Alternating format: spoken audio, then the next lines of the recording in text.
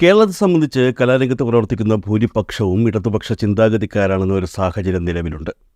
അത് ഇന്നോ ഇന്നലെയോ തുടങ്ങിയതല്ല. കാലങ്ങൾക്ക് മുൻപ് തന്നെ അങ്ങനെയാണ് കാര്യങ്ങൾ.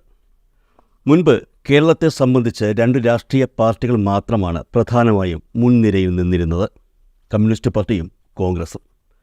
കമ്മ്യൂണിസ്റ്റ് പാർട്ടി പിന്നീട് രണ്ടായി, കോൺഗ്രസ് പാർട്ടി പലപ്പോഴായി പലതായി. എന്നിട്ടും സംഘപരിവാറിന് ഒന്ന് ഇറുകെ പിടിക്കാനുള്ള ഗ്രിപ്പ് കേരളത്തിൽ കിട്ടിയിരുന്നില്ല. 2016 നിയമസഭാ തിരഞ്ഞെടുപ്പിൽ കേരളത്തിൽ ഒരു നിയമസഭാ സീറ്റ് BJP നേടിയിരുന്നു. 2024 ലോക്സഭാ തിരഞ്ഞെടുപ്പിൽ തൃശൂർ ലോക്സഭാ സീറ്റും BJP നേടി. കേരളത്തിലെ സംഘപരിവാറിൻ്റെ കണക്ക് പുസ്തകം നിവർത്തി നോക്കുമ്പോൾ പ്രധാനമായും കാണാൻ സാധിക്കുന്നത് ഇത് രണ്ടും തന്നെയാണ്. കാലങ്ങൾക്ക് മുന്നേ തന്നെ ഇടതുപക്ഷ ആഭിമുഖ്യത്തിലുള്ള KPSC നാടക സംഘടന കേരളത്തിൽ സജീവമായിരുന്ന കഥകളൊക്കെ എല്ലാവർക്കും അറിയാവുന്ന കാര്യങ്ങളാണ്. ഇടതുപക്ഷ ആശയങ്ങൾ വിത്തിട്ട് മുളപ്പിച്ചതിൽ പ്രധാന പങ്ക് KPSCക്കുണ്ട്. സിനിമ ജനകീയമല്ലാതിരുന്ന കാലത്ത് നാടകത്തിലൂടെ ഇടതു രാഷ്ട്രീയ ആശയങ്ങൾ വളർത്താൻ KPSCക്ക് കഴിഞ്ഞു. പിൽക്കാലത്ത് സിനിമ സജീവമായി. KPSCയുടെയും സമകാലിക മറ്റു നാടക സംഘടനകളുടെയും പല നാടകങ്ങളും സിനിമകളാവുകയും ചെയ്തു. അതേസമയം കോൺഗ്രസിനും അവരുടേതായ കലാപ്രവർത്തനങ്ങളും മറ്റും ഉണ്ടായിരുന്നു.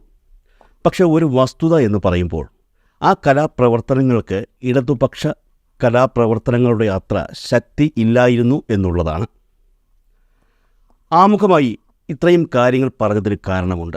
ഈ അടുത്ത കാലത്ത് സിനിമാ പ്രവർത്തകർ ഉൾപ്പെടെയുള്ള കലാകാരന്മാരുടെ ഇടയിൽ രാഷ്ട്രീയ ആഭിമുഖ്യം വളർന്നു വരുന്ന കാഴ്ചകൾ സ്വാഭാവികമാണ്. ഇക്കാര്യത്തിൽ ഏറ്റവും രസകരമായ സംഗതി എന്തെന്നാൽ രാഷ്ട്രീയം തുറന്നു പറഞ്ഞ് രംഗത്തെത്തുന്ന കലാകാരന്മാരിൽ അധികവും സംഘപരിവാർ പ്രവർത്തകരാണ് എന്നുള്ളതാണ്.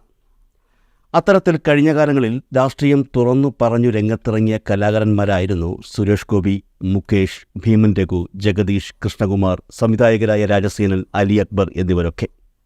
ഇവരിൽ പലരും രാഷ്ട്രീയ രംഗത്ത് വിജയിക്കുകയും ചെയ്തിട്ടുണ്ട്. അവസാനമായി സുരേഷ് ഗോപി തൃശൂർ MP ആയതും നമുക്കറിയാം. മറ്റു പലർക്കും പലപ്പോഴായി തിരഞ്ഞെടുപ്പിൽ സ്ഥാനാർത്ഥികളായത് ഉൾപ്പെടെയുള്ള പല സ്ഥാനങ്ങളിൽ ലഭിച്ചിട്ടുണ്ട്. എന്നാൽ ഇതിലൊന്നും പെടാത്ത ഒരു വ്യക്തിയുണ്ട്: അലി അക്ബർ. സാധാരണക്കാർക്ക് അലി അക്ബർ എന്ന് പറഞ്ഞാൽ മനസ്സിലാകും. എന്നാൽ സംഘപരിവാർ പ്രവർത്തകർക്ക് അലി അക്ബർ എന്ന് പറഞ്ഞാൽ മനസ്സിലാകണമെന്നില്ല. പകരം രാമസിംഹൻ എന്ന് പറയണം. എൻ്റെ ഒരു അഭിപ്രായത്തിൽ സുരേഷ് ഗോപിയേക്കാൾ, കൃഷ്ണകുമാറിനേക്കാൾ BJPക്ക് വേണ്ടി ഏറ്റവും കൂടുതൽ പ്രവർത്തിച്ചത് അലി അക്ബർ എന്ന രാമസിംഹനാണ്. കാരണം മറ്റൊരു മതത്തിൽ ജനിച്ച അദ്ദേഹം BJPയിൽ പ്രവർത്തിക്കുകയും തുടർന്ന് BJPയോടുള്ള ആഭിമുഖ്യം കാരണം സ്വന്തം മതം ഉപേക്ഷിച്ച് സനാതനധർമ്മം സ്വീകരിക്കുകയും ചെയ്തു. ഒന്ന് ആലോചിക്കണം. പല പാർട്ടികൾ മാറി മാറി ഒടുവിൽ BJPയിൽ എത്തുകയും ഒരുപാട് സ്ഥാനമാനങ്ങൾ ലഭിക്കുകയും ഇപ്പോഴും BJP ദേശീയ കമ്മിറ്റിയുടെ ഭാഗമായി ഇരിക്കുകയും ചെയ്യുന്ന അബ്ദുള്ള കുട്ടി പോലും ചെയ്യാത്ത ത്യാഗങ്ങളാണ് അലി അക്ബർ എന്ന രാമസിംഹൻ BJPക്ക് വേണ്ടി ചെയ്തിരിക്കുന്നത്. സത്യം പറഞ്ഞാൽ ചിലപ്പോഴൊക്കെ കഷ്ടം തോന്നും. മതം മാറിയതിൻ്റെ പേരിൽ ജനിച്ച മതത്തിലുള്ളവരുടെ മുഴുവൻ തെറിയും കേൾക്കണം. മാറിയെത്തിയ മതത്തിൽ പലരും ഈ പാവത്തിനെ അംഗീകരിക്കാൻ പോലും തയ്യാറുമല്ല. ഇപ്പോഴും BJPക്കെതിരെ എന്തെങ്കിലും പൊതുവായിട്ടുള്ള വിമർശനങ്ങൾ പുള്ളി ഉന്നയിക്കുകയാണെങ്കിൽ ഹിന്ദുക്കളെ പറ്റിക്കാൻ ഇറങ്ങിയിരിക്കുന്ന സുഡാപ്പി എന്നാണ് ഇപ്പോൾ നിൽക്കുന്ന മതത്തിലുള്ളവർ പുള്ളിയെ അഭിസംബോധന ചെയ്യുന്നത്. അതാണ് ഞാൻ നേരത്തെ പറഞ്ഞത്. വല്ലാത്ത ഒരവസ്ഥയിലാണ് അദ്ദേഹം. ചിലപ്പോഴൊക്കെ കഷ്ടം തോന്നുക തന്നെ ചെയ്യും. ഒന്ന് ആലോചിച്ച് നോക്കൂ. ഹൈന്ദവ മതത്തിനെതിരെ ഒരു സിനിമ പ്രതിസന്ധി ഉയർന്നപ്പോൾ സ്വന്തം റിസ്കിൽ ഒരു സിനിമ പിടിക്കാൻ ഇറങ്ങിത്തിരിച്ച് അതിൽ വിജയിച്ച വ്യക്തിയാണ് ഈ രാമസിംഹൻ. BJPയിൽ ഇന്ന് നിലനിൽക്കുന്ന കങ്കണ റണാവത്തിനല്ലാതെ മറ്റാർക്കെങ്കിലും അതിന് കഴിവുണ്ടോ? ഉണ്ടാവില്ല. അതിൻ്റെ പേരിൽ എന്തെല്ലാം പഴികളാണ്, കളിയാക്കലുകളാണ് അദ്ദേഹം ഇപ്പോഴും കേട്ടുകൊണ്ടിരിക്കുന്നത്. എന്നാൽ അതൊന്നും തനിക്ക് പ്രശ്നമല്ല. താൻ ഇപ്പോഴും ഹിന്ദുമത വിശ്വാസിയാണെന്നും അദ്ദേഹം വ്യക്തമാക്കിയിട്ടുണ്ട്. പക്ഷേ ഒരു കാര്യം പറഞ്ഞിട്ടുണ്ട് കേട്ടോ: BJPയുമായുള്ള എല്ലാ ബന്ധവും ഞാൻ അവസാനിപ്പിച്ചു എന്ന്. വിഷമം കൊണ്ട് പറഞ്ഞതാണ്. തിരുവനന്തപുരത്തുകാരൻ സിനിമാ നടൻ കൃഷ്ണകുമാറിന് കൊടുക്കുന്ന വില പോലും ഒരു BJPക്കാരൻ ഇദ്ദേഹത്തിന് കൊടുക്കുന്നില്ല. അതുകൊണ്ട് മനസ്സ് നൊന്തായിരിക്കും അദ്ദേഹം അങ്ങനെ പറഞ്ഞിട്ടുണ്ടാവുക. ഇപ്പോൾ രാമസിംഹൻ്റെ കാര്യം പറയാനുള്ള കാരണം എന്താണെന്ന് പലരും ചിന്തിക്കുന്നുണ്ടാകും. നമ്മുടെ രാമസിംഹൻ അവസാനം സംവിധാനം ചെയ്ത ചിത്രമാണല്ലോ പുഴ മുതൽ പുഴ വരെ. മലബാർ ലഹളയുടെ ഇരുണ്ട വശങ്ങൾ പ്രമേയമാക്കിയെടുത്ത ചിത്രമാണ് പുഴ മുതൽ പുഴ വരെ. ഈ വിഷയം സംബന്ധിച്ച് നേരത്തെ മലയാളത്തിൽ 1921 പോലുള്ള ചിത്രങ്ങൾ വന്നിട്ടുണ്ടെങ്കിലും അതെല്ലാം ചരിത്രത്തെ വളച്ചൊടിക്കുന്ന രീതിയിലായിരുന്നു എന്നാണ് രാമസിംഹൻ പറയുന്നത്. എന്തായാലും ചിത്രം കേരളത്തിൽ റിലീസ് ചെയ്തുവെങ്കിലും കടുത്ത RSS BJP പ്രവർത്തകർ പോലും ചിത്രം കണ്ടില്ല. സംഭവം നടന്നിട്ട് വർഷം 1.5 കഴിഞ്ഞു. ഇതുവരയ്ക്കും ചിത്രം OTTയിലും എത്തിയില്ല. സ്വന്തം OTT പ്ലാറ്റ്ഫോം രൂപീകരിച്ച് ചിത്രം പ്രേക്ഷകരിലേക്ക് എത്തിക്കുമെന്നൊക്കെ നേരത്തെ രാമസിംഹൻ പറഞ്ഞിരുന്നു. പക്ഷെ പറഞ്ഞത് മാത്രമേ ഉള്ളൂ, കാര്യങ്ങളൊന്നും നടന്നില്ല. എന്നാൽ ഇപ്പോഴിതാ രാമസിംഹനെയും പുഴ മുതൽ പുഴ വരെ എന്ന സിനിമയെയും കുറിച്ച് പുതിയ ഒരു വാർത്ത പുറത്തു വരികയാണ്. പുഴ മുതൽ പുഴ വരെ എന്ന മലയാള ചലച്ചിത്രം ബോളിവുഡിലേക്കും എത്തുന്നു.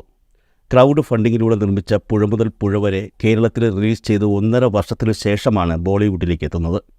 ചിത്രത്തിൻ്റെ ഡബ്ബിംഗ് ഉൾപ്പെടെയുള്ള ജോലികൾ പൂർത്തിയായെന്നാണ് അറിയാൻ കഴിയുന്നത്. എന്നാൽ ചിത്രത്തിൻ്റെ സെൻസറിങ്ങുമായി ബന്ധപ്പെട്ട ചില പ്രശ്നങ്ങൾ നിലനിൽക്കുന്നുണ്ടെന്നും അതുടനെ പരിഹരിക്കപ്പെടുമെന്നും കരുതുന്നു. അങ്ങനെയെങ്കിൽ ഈ അടുത്തു തന്നെ പുഴ മുതൽ പുഴ വരെ ബോളിവുഡിൽ ഹിന്ദി സംസാരിച്ചു തുടങ്ങിയേക്കും.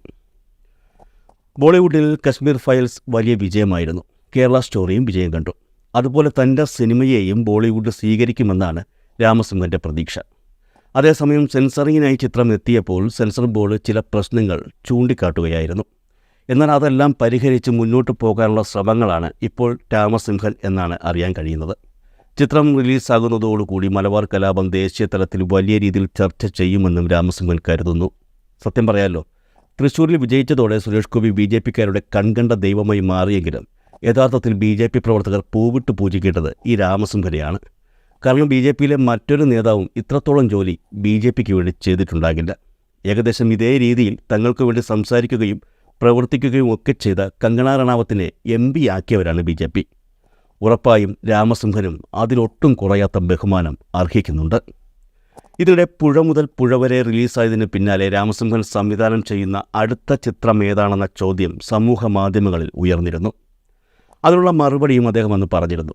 അലി അക്ബർ എന്ന പേര് ഉപേക്ഷിച്ച് താൻ സ്വീകരിച്ച പുതിയ പേരിൻ്റെ യഥാർത്ഥ ഉടമ രാമസിംഹൻ്റെ കഥ സിനിമയാക്കണമെന്നുള്ള ആഗ്രഹമാണ് അദ്ദേഹം അന്ന് പങ്കുവച്ചത്. കുറച്ചു നാളായി ഇക്കാര്യം മനസ്സിലുണ്ടെന്നും അദ്ദേഹം പറഞ്ഞിരുന്നു. ഇനി ആ പദ്ധതിയുമായി മുന്നോട്ട് പോകാനാണ് ഉദ്ദേശിക്കുന്നതെന്ന് രാമസിംഹൻ വ്യക്തമാക്കിയിരുന്നു. തിരൂർ ദിനേശ് എന്നയാൾ അതിൻ്റെ തിരക്കഥ പൂർത്തിയാക്കിയിട്ടുണ്ടെന്നും ഉടൻ ചിത്രീകരണം ആരംഭിക്കുമെന്നും കുറച്ചുകാലം മുമ്പ് രാമസിംഹൻ പറഞ്ഞിരുന്നു. ഉണ്ണീൻ സാഹിബ് എന്ന ഇസ്ലാം മത വിശ്വാസി ഹിന്ദു വിശ്വാസത്തിലേക്ക് വരികയും രാമസിംഹൻ എന്ന പേര് സ്വീകരിക്കുകയും ചെയ്തത് ഇസ്ലാം മത മൗലികവാദികളെ പ്രകോപിപ്പിച്ചെന്നും തുടർന്ന് അവർ കൂട്ടം ചേർന്ന് അദ്ദേഹത്തെയും കുടുംബത്തെയും കൊലപ്പെടുത്തുകയും ചെയ്തുവെന്നാണ് പ്രചരിക്കുന്ന വാദം. ഈ സംഭവം സിനിമയാക്കുന്ന കാര്യമാണ് രാമസിംഹൻ അന്ന് പറഞ്ഞത്. പക്ഷെ പിന്നെ അതിനെക്കുറിച്ച് ഒന്നും കേട്ടില്ല. പുഴ മുതൽ പുഴ വരെ യാഥാർത്ഥ്യമായില്ലേ, അതുപോലെ ഇതും വരുമായിരിക്കും. സനാതന ധർമ്മത്തെക്കുറിച്ചുള്ള സിനിമകൾ എടുക്കുന്നു എന്ന് പറയുമ്പോൾ ആവശ്യമുള്ള പണം ഏതൊരുവിധ മടിയും ഇല്ലാതെ മുടക്കുന്നവരാണ് സംഘപരിവാർ പ്രവർത്തകർ എന്ന് ഒരിക്കൽ കൂടി തെളിയുകയും ചെയ്യും.